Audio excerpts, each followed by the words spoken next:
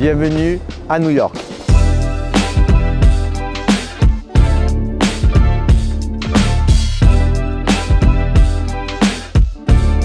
Nous sommes dans le quartier Wall Street, qui a été construite par des francophones wallons d'une des rares villes où l'on visite la bourse. New York, ville de la démesure, ville de la finance, le Dow Jones, le Nasdaq, que des noms qui font rêver. Et nous allons aller à la rencontre de nos alumni qui travaillent à New York dans la finance.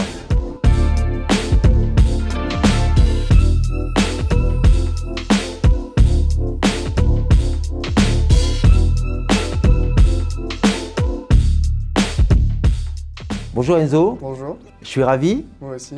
On est à New York, Ouais. Société Générale. Donc tu fais partie de la tournée des alumni, entre autres de Financière, à travers le monde. Raconte-nous depuis quand tu es à New York et qu'est-ce que tu fais à la Société Générale? Du coup, je suis à New York depuis 5 mois. Je suis à la Société Générale en tant que VIE, Business Manager, côté trading linéaire et non linéaire. Mes principales activités, ça va être d'accompagner le trading, d'aider le trading parce que le trading a besoin de trader. Et nous, notre job, c'est de rendre ça possible, tout simplement, de les accompagner, les aider à développer leur activité, réduire leurs coûts, protéger aussi leur activité. Donc tout ce qui va être protection de l'activité, ça va être les nouvelles réglementations qu'il va falloir mettre en place. La mise en place aussi, on va beaucoup travailler avec les équipes juridiques aussi. Par exemple, pour la mise en place de nouveaux contrats avec des brokers, avec des nouvelles contreparties, des nouveaux clients. Donc voilà, c'est un peu mon activité, c'est un peu ce que je fais à Société Générale depuis 5 mois. Tu étais chez Financière, Ouais. hein, en finance de marché, entre autres. Et où est-ce que tu avais fait ton alternance? J'avais fait mon alternance, j'avais eu de la chance. En fait, j'ai commencé à Financière pendant le bachelor. Donc j'avais fait le bachelor finance. J'étais chez Société Générale Security Services en tant que comptable valorisateur de fonds de private equity. Et ensuite, j'ai postulé pour rentrer à la salle de marché à Paris, à Basalt.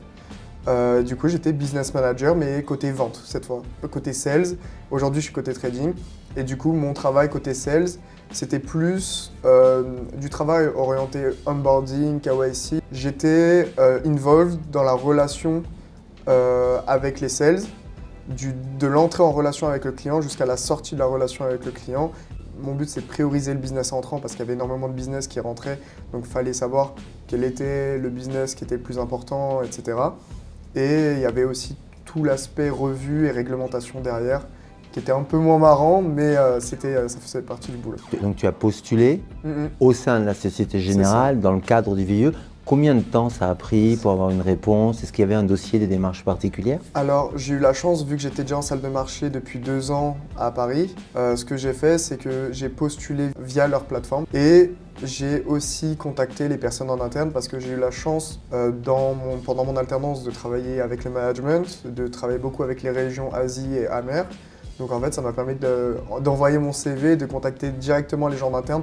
Pour être honnête, en VIE, le plus simple, c'est de directement contacter les personnes plutôt que postuler parce que souvent, quand les annonces sont mises, il y a souvent déjà des personnes qui sont trouvées. Donc j'avais une offre à Hong Kong en tant que business manager côté vente encore, mais c'était plus transversal. J'avais 2 offres en Allemagne, donc j'avais une offre d'assistant sales côté fixed income. J'avais une offre assistant relationship manager. Et j'avais 2 offres à New York, du coup j'avais cette offre en tant que business manager côté trading et une autre offre côté business manager côté crédit structuré. Et finalement j'ai choisi cette offre parce que c'est la première qui m'a accepté et puis aussi c'était ma préférée.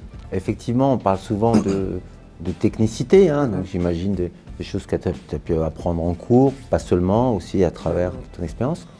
Mais si je comprends bien, le réseau, le relationnel… C'est super important. De base, je voulais pas, les études ne m'intéressaient pas. Après le bac, j'ai eu au rattrapage, j'étais dans l'armée pendant 1 an. Et en fait, je me suis rendu compte que c'est pas ce que je voulais exactement. Et du coup, j'ai repris mes études en alternance parce qu'en fait, j'avais déjà eu un salaire pendant 1 an dans l'armée. C'était compliqué pour moi de me redire bon, je repars à zéro et puis les études, ça coûte cher. Donc j'avais fait un BTS en alternance et en fait, pour avoir mon alternance pour le bachelor, en fait c'est pareil, c'est des contacts, des amis d'amis qui connaissaient quelqu'un qui cherchait quelqu'un en alternance et c'est comme ça que je suis rentré à la Société Générale pour la première fois. Et après, pour le poste que j'ai eu en salle de marché, pour être honnête, j'ai toqué aux portes, mais quand tu es en back-office, c'est dur de passer front office. Donc j'ai directement postulé, j'ai eu une seule chance. Cette chance, c'était côté business manager, côté produit structuré. Et j'ai fait 4 entretiens pour arriver jusqu'à la fin. On n'était plus que 2 et en fait ils ont choisi l'autre personne parce qu'elle était déjà en Master 2 et moi c'était pour le Master 1. Donc il était plus technique. Mais vu qu'ils ont aimé mon profil, ils ont transféré mon profil à un autre desk. Et c'est comme ça que j'ai été pris en salle de marché à Paris. Et c'est après, en interne, que j'ai été pris en VIE à New York. Donc en fait, c'est beaucoup de relationnel et en fait, il faut savoir être impactant dans les entretiens. Parce que oui, les entretiens, c'est important d'être technique, mais je pense que le mindset est encore plus important que la technique. Parce que pour le poste en alternance en salle de marché à Paris, on me demandait de savoir coder sous Python. Sauf qu'en bachelor finance, en sortie de bachelor finance, tu ne codes pas Python et c'est normal. Tout le monde apprend ça en master. Donc j'ai joué un peu au poker. Je leur ai dit, écoutez, moi je suis motivé, je sais ce que je veux, je sais que je vais réussir. Donc la seule chose que je vous promets, si vous me prenez, tout l'été, je passe tout mon été à coder en Python et en arrivant, je savais coder et puis je savais faire ce qu'ils voulaient, quoi. Si tu as une chance devant toi, même si tu te dis que c'est inaccessible, il faut tout mettre en œuvre pour la rendre accessible. Et ça passe pas juste par le mindset, ça passe aussi par les actions et ça passe aussi par le fait de faire quelque chose, quoi. Alors justement, le terme mindset, comment tu le traduirais en français en réalité? Parce que justement, on l'utilise spécifiquement en anglais, parce que ça définit quelque chose de très précis, qui existe en français, mais pas vraiment pareil. En soi, mindset, en français, c'est mentalité, mais j'aime pas trop le mot mentalité, c'est pour ça que j'utilise mindset, parce que mind, c'est l'idée, on va dire, et set, c'est settling, c'est les paramètres. Donc en fait, tu paramètres ton cerveau. Et du coup, il suffit juste d'apprendre à paramétrer son cerveau. Le mindset, c'est pas quelque chose qu'on a, c'est quelque chose qu'on acquiert. Comment tu fais pour paramétrer ton cerveau? Tu te renseignes, tu apprends, tu parles avec les personnes. Il faut parler avec les gens parce que c'est grâce aux personnes que tu t'ouvres. Quand tu commences à rentrer dans le monde de la finance, tu sais pas ce qui existe. Et c'est via l'alternance justement qui est super pratique pour ça. Parce que quand tu rentres dans l'alternance, tu vois vraiment la réalité du travail. C'est là que tu te dis putain, mais en fait, il y a tellement de choses, tellement d'opportunités, tellement de possibilités. Ton mindset change parce qu'en fait, tes paramètres, les paramètres de base sont complètement différents que les paramètres que tu avais avant. Bon, c'est super. En tout cas, bravo pour ton mindset, ce qui t'a amené loin. Je pense que c'est un rêve pour tous d'être à New York. Alors, parle-nous un petit peu de New York. L'installation pour le logement, est-ce que c'est facile?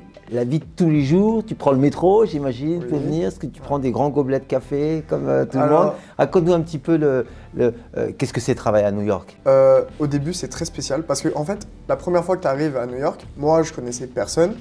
Donc en fait, c'est une ville qui est énorme, mais énorme. Juste Manhattan, c'est quasiment la totalité de la petite couronne de Paris. C'est très compliqué au début de connaître les gens parce qu'en fait, c'est des très grandes villes, c'est des villes dans lesquelles c'est facile de parler aux gens, mais c'est très difficile de se faire des vrais amis. Donc au début, c'est un peu compliqué. Mais ensuite, quand tu commences à prendre l'habitude, quand tu commences à vivre un peu à l'américaine, c'est très très cool parce qu'il y a toujours des choses à faire. Il y a tout le temps des soirées, surtout que la communauté VIE, elle est très ouverte. Moi, j'essaie de sortir un peu de la communauté parce que rester qu'avec des Français, du coup, c'est pas le but aussi de l'expérience. Il y a un état d'esprit qui est un peu difficile au début parce que c'est un peu un marche ou reste sur le côté. Dans cette ville, il faut passer à l'action parce que si tu passes pas à l'action, il n'y a personne qui passera à l'action pour toi. C'est tout un mindset, c'est l'Amérique et c'est exactement, voire pire que dans les films, c'est fou. Je voulais t'interroger un petit peu sur ta relation de travail avec tes collègues, entre autres. Alors, voilà, c'est général, donc j'imagine qu'il y a pas mal de Français qui travaillent. Les relations sont très cool, mais c'est marrant parce que les Français qui sont là depuis longtemps, c'est des Français américanisés. Donc c'est des Français, mais qui ont vraiment le mindset américain. Il y a pas mal aussi de VIE, à Société Générale de VIE français. Donc il y a énormément d'opportunités. Je pense que c'est l'une des meilleures choses à faire en sortie de master parce qu'après ça ouvre les portes à l'international et c'est beaucoup plus simple ensuite de savoir ce qu'on veut et ce qu'on ne veut pas. Ce que je te propose, allons visiter la Société Générale à New York, si tu es d'accord. C'est parti.